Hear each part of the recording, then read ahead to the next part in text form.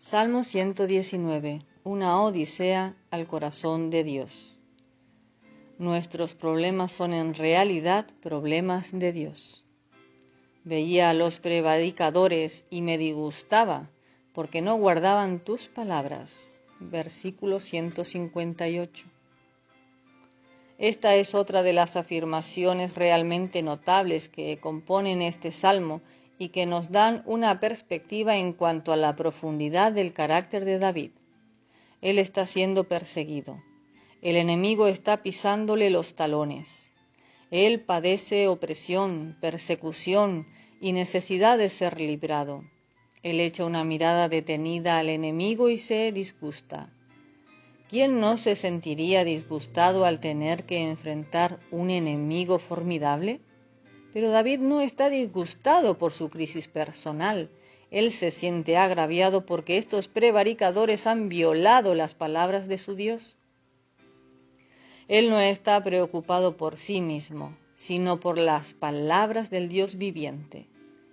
Esta también era la actitud de Jesús, el Hijo de David. Al principio de su ministerio visitó el templo en Jerusalén. Él soportó toda clase de burlas y persecución durante su ministerio terrenal, pero nunca fue vengativo. Nunca se enojó ante la naturaleza personal de los ataques que dirigían en su contra. En las horas que precedieron su pasión, él soportó los peores ataques de todos los que sufriría, frecuentemente sin siquiera abrir la boca y nunca defendiéndose.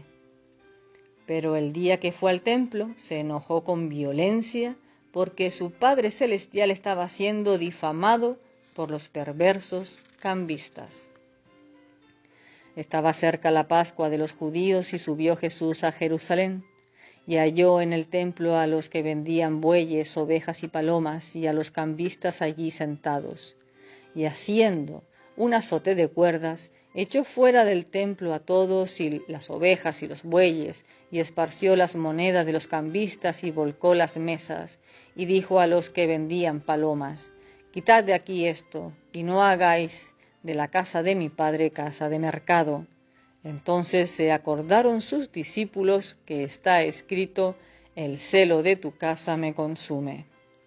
Juan 2, del 13 al 17. Cualquier persona que genuinamente haya puesto su vida en manos del Padre Celestial y del gran abogado entiende que sus propios problemas ahora pertenecen a Dios. ¿Por qué preocuparse si Cristo es su abogado?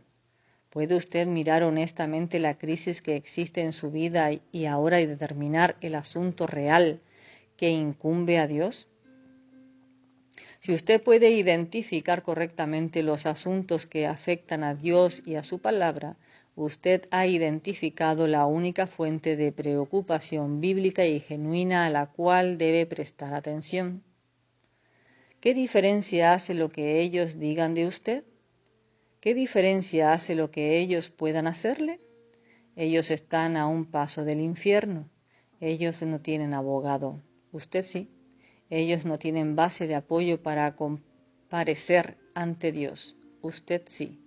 Ahora usted en realidad no tiene problemas, pues pertenecen a Dios. La base por la cual comparecemos ante el juez. Mira, oh Jehová, que amo tus mandamientos, vivifícame conforme a tu misericordia. Versículo 159. Usando el paralelismo típico de la poesía hebrea, David ahora vuelve a hacer referencia a la primera palabra de esta estrofa, hallada en el versículo 153. Mira. David primero pidió a Dios que mirara su aflicción. Ahora él pide al juez que mire la evidencia de su carácter y su compromiso con la palabra de Dios. Esta era la base para el argumento final. Como acabamos de ver, este es el único asunto que cuenta. David tiene un compromiso inflexible con la palabra de Dios. Él está tan confiado que se atreve a pedirle a Dios que mire la evidencia para corroborar que esto es cierto. ¿Se atreve a pedirle al Dios del universo que mire cuánto usted ama la Biblia? Nuevamente, su criterio de juicio no es la cantidad de conocimiento que usted haya acumulado respecto a la Biblia, ni la cantidad de títulos académicos que ostenta su nombre. Es el amor que usted le tiene a la Biblia lo que hace la diferencia. Es la única base en la cual estar firme cuando se ve atacado por el poder del enemigo. La base doble para recibir la gracia de Dios. Dando una consideración final a este pasaje, debemos observar otra imagen paralela que David evoca. En este caso, él pide 2 veces a Dios que lo vivifique en los versículos 155 y 159. En el versículo 156 dice, vivifícame conforme a tus juicios. Juicios, por supuesto, es otro de los sinónimos de la palabra de Dios que se usan en este salmo. En el versículo 159 dice, vivifícame conforme a tu misericordia. ¿Cuál es la diferencia? ¿Tiene David algún propósito en mente al decir esto? Anteriormente mencionamos que David 11 veces pide a Dios que lo vivifique en este salmo. La mayoría de las veces pide que sea conforme a la palabra. Esa es la manera en que lo pide por primera vez en esta estrofa en el versículo 154.